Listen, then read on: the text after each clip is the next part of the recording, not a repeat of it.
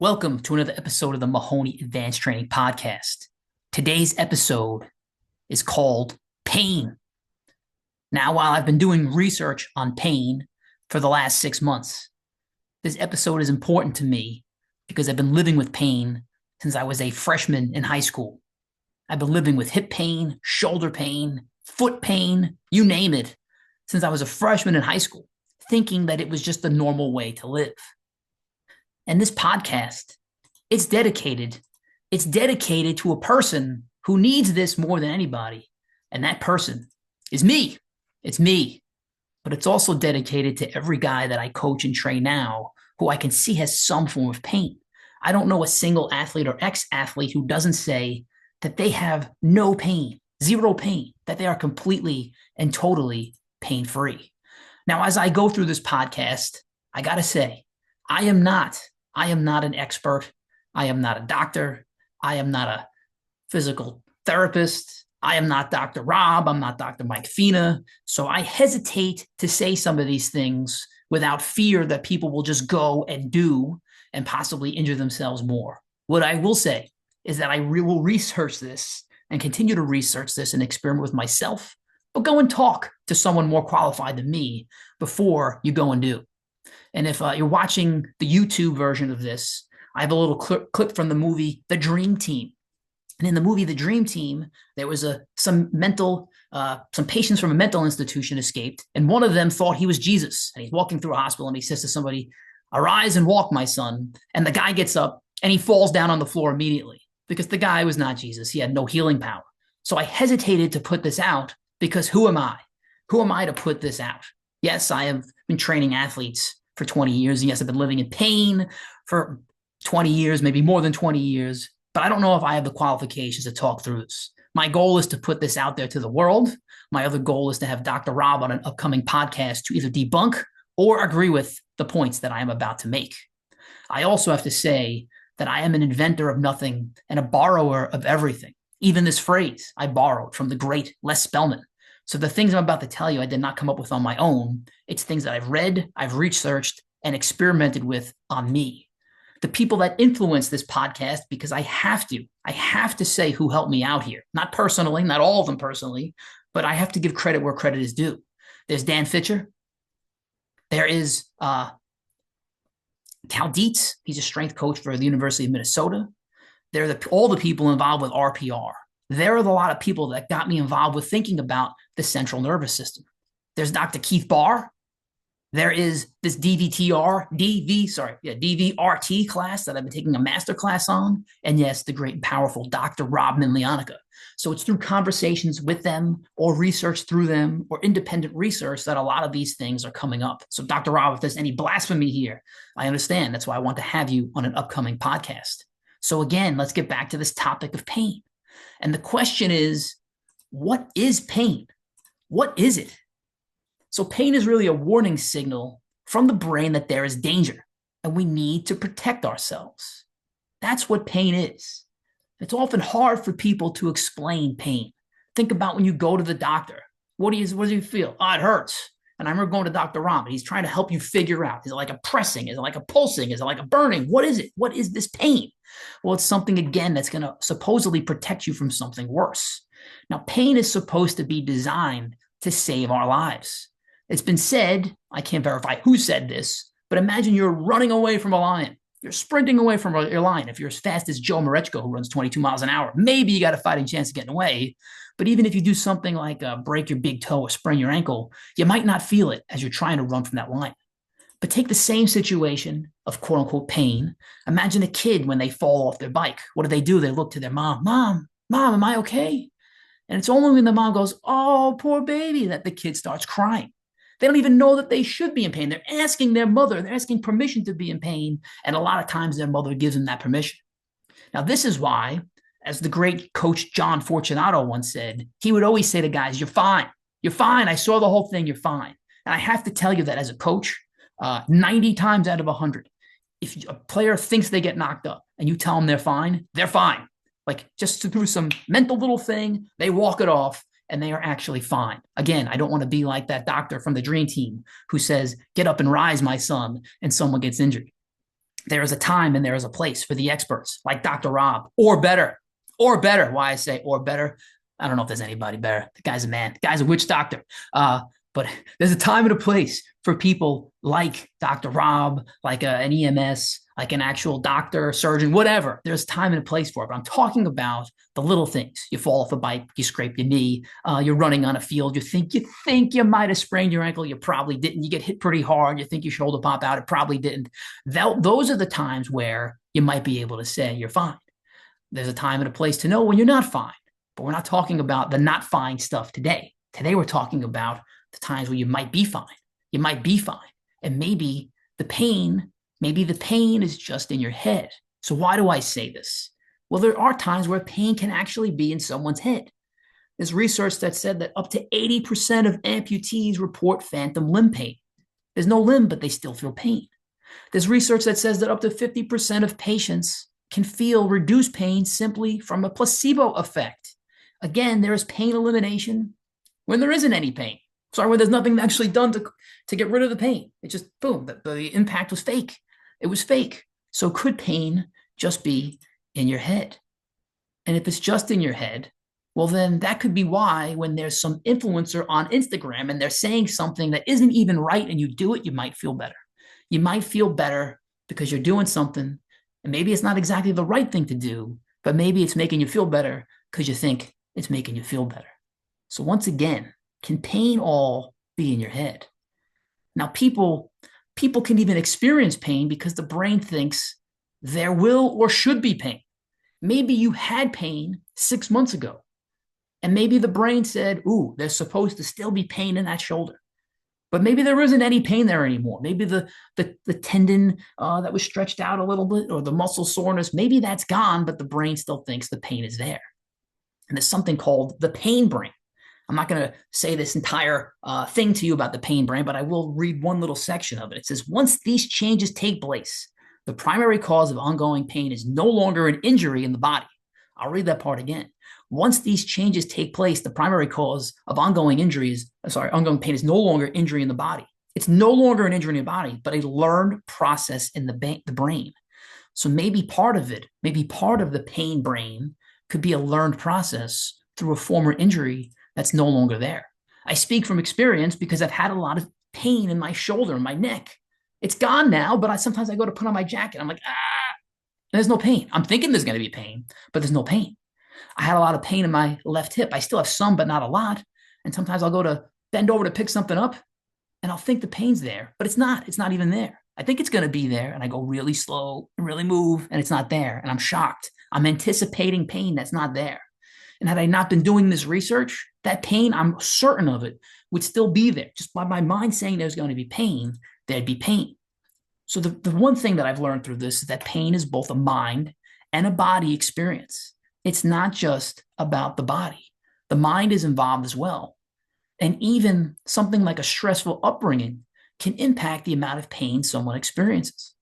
Now, I've said this quite a few times, but my father was a New York City police officer, and I was raised in a way that I would think that everybody was a perp. I don't know what he would say, but everybody potentially could hurt me. Every scenario I was in, I was always raised to be in heightened awareness, always. And because of that, I'm always stiff. I'm always stiff. When I'm walking my dog, I'm stiff. When I go to bed at night, I'm super stiff. I'm waiting for somebody to come in and break into my room and come get me. And I wake up in the morning completely and totally shot from just being tense all night. I was never relaxed at all. When I would go to a doctor, I tense up. When I go to see Dr. Rob, he said, you need to loosen up. I can't do it. I'm super tense, especially if somebody's touching me, putting me in weird positions, making me vulnerable. So that was part of the reason, and still is, why I am in so much pain, because I'm always so tense. And really, I was in this situation where my sympathetic nervous system, it was like always on. Now, the sympathetic nervous system, there's the parasympathetic and there's the sympathetic, but the sympathetic nervous system is what's responsible for fight, flight, or freeze. Fight, flight, or freeze. And for me, I'm almost always in that situation. I'm always sitting on edge, always. And because of that, I can't get out of that sympathetic nervous system. This is going to lead to, and has led to for me, poor neuromuscular function. And that leads to compensation patterns. My entire life is a compensation pattern.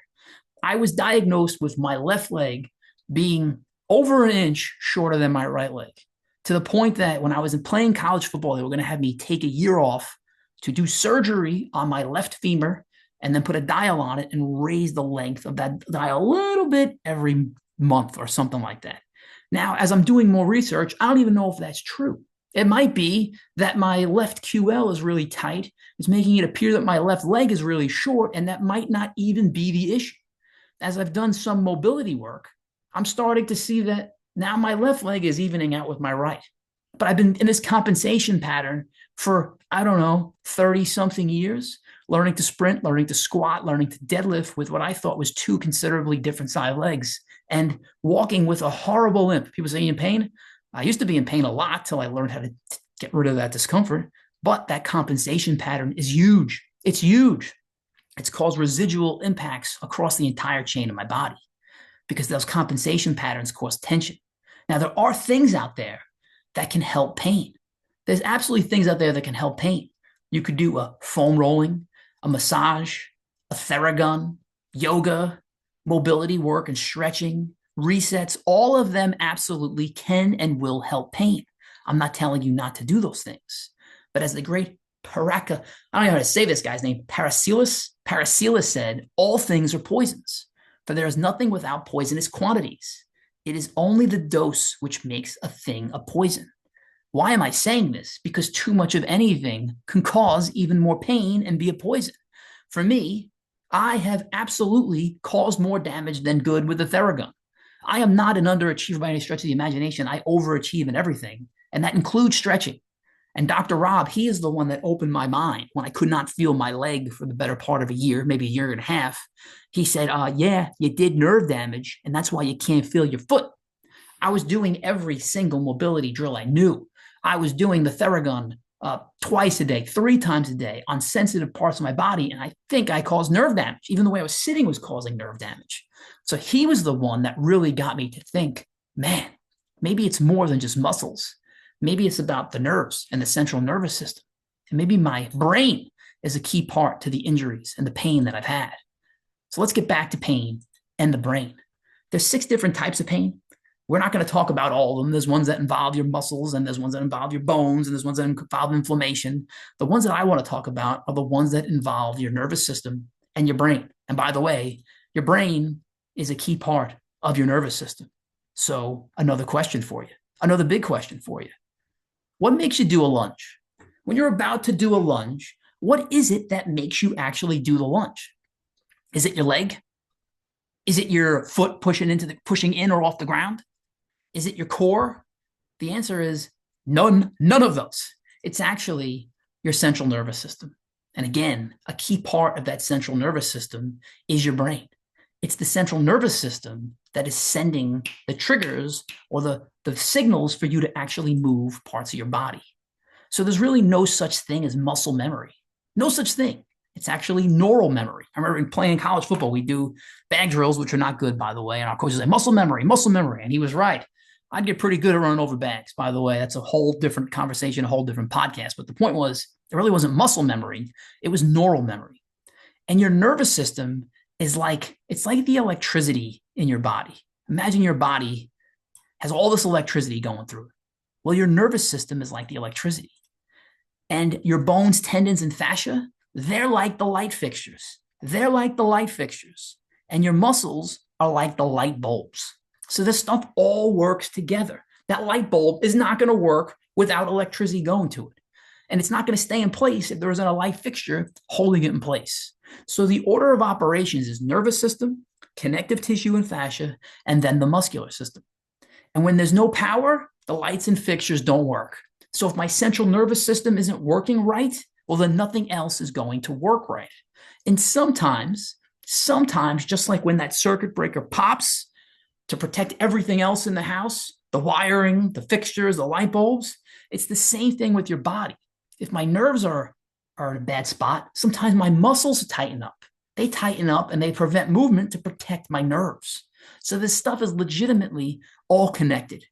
And if you're just working on muscles, if you're just working on tendons, they're working on fascia, and you're not working on your central nervous system, well, then you're really only working on fixing the compensation patterns. Now, I'm not telling you not to work on your muscles. You need to work on your ligaments and your tendons. You need to work on both, especially if your central nervous system has gotten you into a compensation pattern where now you've damaged the muscle, or maybe you're not used to getting into that range of motion, or maybe that muscle is weakened in a certain spot because it hasn't moved enough. So the things I'm telling you about today, it does not mean at all to stop doing what you should be doing. It just means to look at it from a different angle and possibly give some more focus on the central nervous system and the mental side of your healing. In addition, once you do heal something or make that pain go away, you got to figure out the root cause of why it happened. What is the reason it happened in the first place? Are you looking at your phone for too long? That's a dumb thing that I did. Is it your posture? Another dumb thing that I did. My three biggest things would be the way I stand, stupid. I lean on one leg a lot. The way I look at my phone too much, like a moron. And number three is the way that I sit when I do data analytics. I will cross my legs like a frog and I will put incredible pressure on my legs. And I'll get into a flow state and not even realize I'm doing data analytics till like 4 or 5 hours later. I guess you can also say the fourth thing I do is live in a constant world of the sympathetic state where I'm constantly tense. I never calm down, even when I sleep. And most of my pain comes when I wake up in the morning.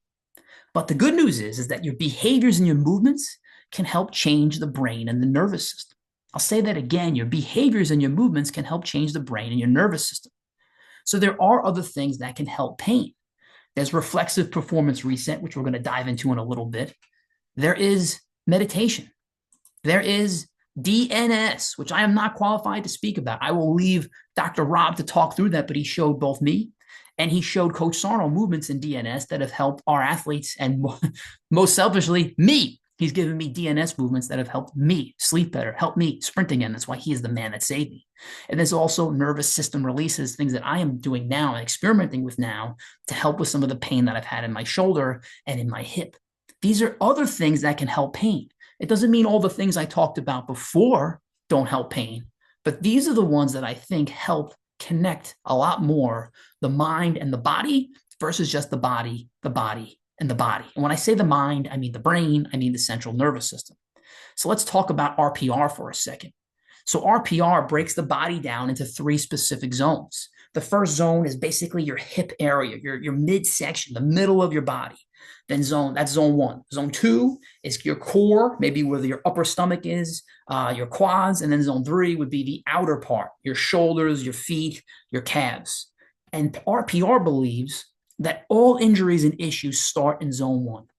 Even neck pain. The other day, Jimmy Yuski said to me, Coach, I have a lot of tension in my calf. What should I do? I said, it's really starting in your hips. He said, what? Even all the way down there? Yes, even all the way down there.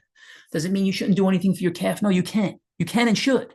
But if it's an impact of what's happening in zone 1. Something's off in zone 1 that's causing a problem in zone 2 and zone 3.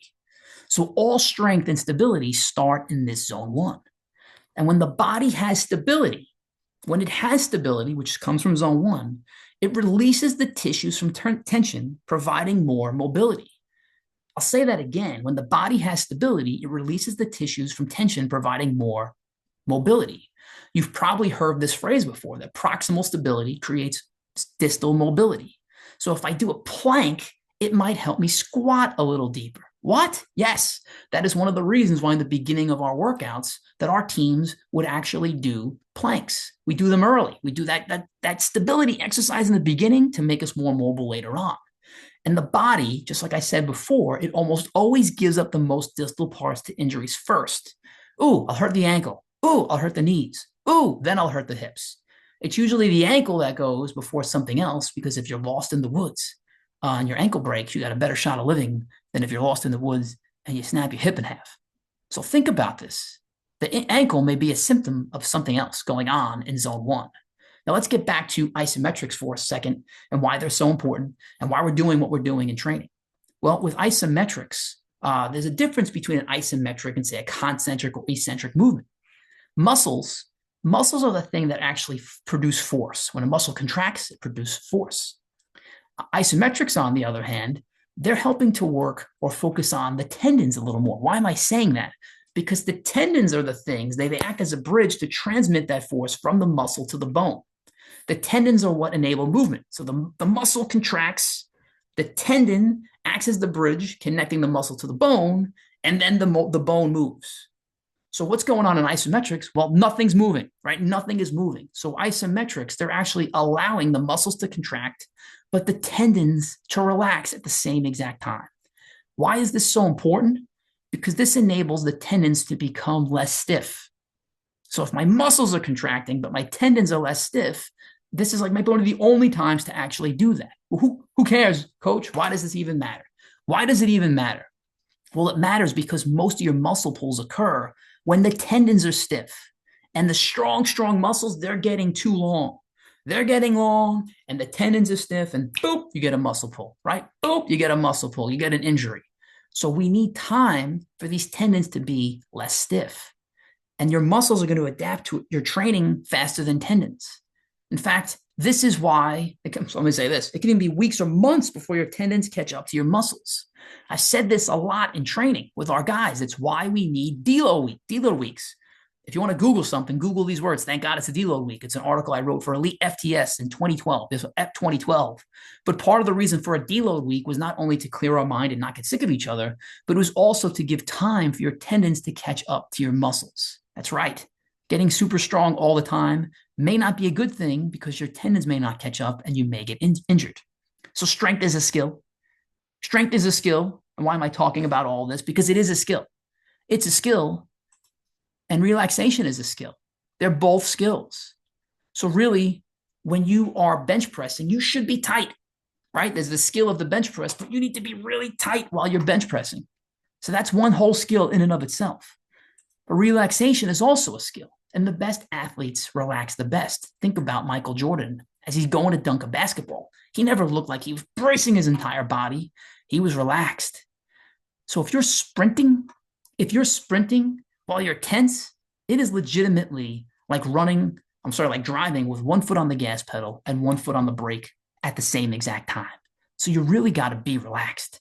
You got to be relaxed. So strength is a skill and relaxation is a skill. So let's go back to the central nervous system for a second, because the central nervous system, it includes both the brain and the spinal cord. And there's this thing called the peripheral nervous system that includes all the nerves in the body. So you got the central nervous system and you got the peripheral nervous system. Guys I train, this may start to sound familiar because we've been talking about the peripheral nervous system for a while. So within this peripheral nervous system, there is the sympathetic nervous system and the parasympathetic nervous system. I've already talked about the sympathetic nervous system, which is the fight, flight, or freeze. But then there's this parasympathetic nervous system, which is about resting and digesting, a world that I seldom live in. When you're in the parasympathetic nervous system, your body feels safe, and your muscles can lengthen. When you stretch, that's why you shouldn't be tight. You should be loose so that your body feels safe and your muscles lengthen. It also helps you think more clearly. This is why people in horror movies, they're constantly falling down when they're running from the bad guy. They can't start the car because they're not thinking clearly. This is why the best athletes relax the best. Think Curry when he's shooting a three. Think Usain Bolt when he's sprinting. These guys are not tight. They're loose. So how do you get yourself back to the parasympathetic state? Well, there's two clear ways that I know of anyway. One of them is breathing. The other one is through your vision. So one's through your lungs, and one's through your eyes. With the breathing part, if you're doing nasal breathing, that will help auto-regulate the parasympathetic nervous system. This is why nasal breathing is so important. This is why meditation is so important. This can actually help you, quote unquote, relax. The other one is through the eyes, because your eyes are an extension of the brain, and the brain is part of the central nervous system. When you're stressed, your pupils narrow. So this is why it's so stressful for people when they look at their phones. They don't realize it, but do you ever get up your phone and feel awesome? No. You ever look at your computer all day and feel awesome? No. So this is why, as you're looking at it, your pupils are narrowed and you're getting stressed. But when you're relaxed, your pupils dilate. This is why people feel so much better or calmer as they're gazing out into a horizon, as they're looking at a valley. It's bringing them peace. So there's this thing called the vestibular system, where it's connected to the eye, which is part of the brain and the nervous system. So it's from the ear to the eye. I'm going to make it simple. It's from the ear to the eye. And this is connected to it's part of the brain and nervous system. It's a sensory system within the inner ear. So you might be saying, Coach, what's going on here? Who cares about my ear? Who cares about my ear? Who cares about my eyes? Why does this work?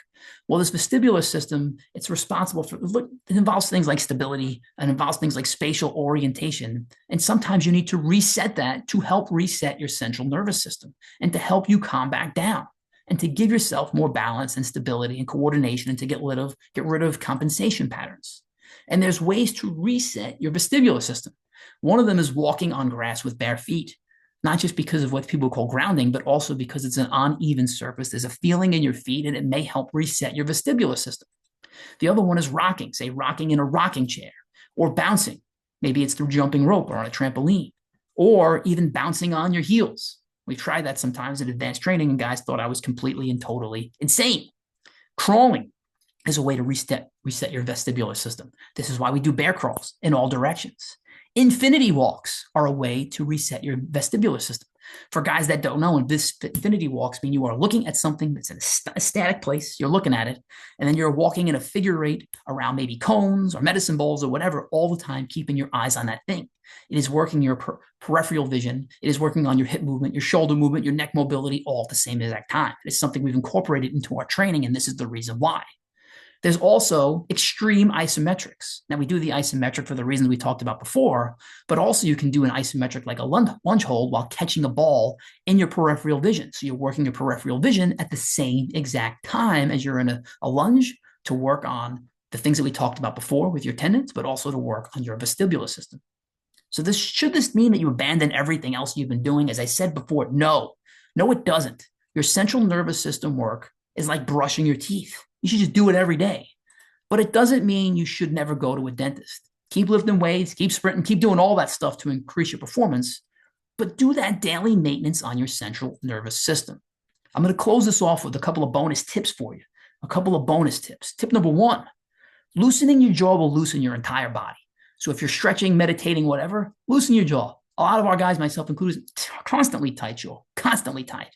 Number two, good side movements sometimes help the pain go away on the bad side.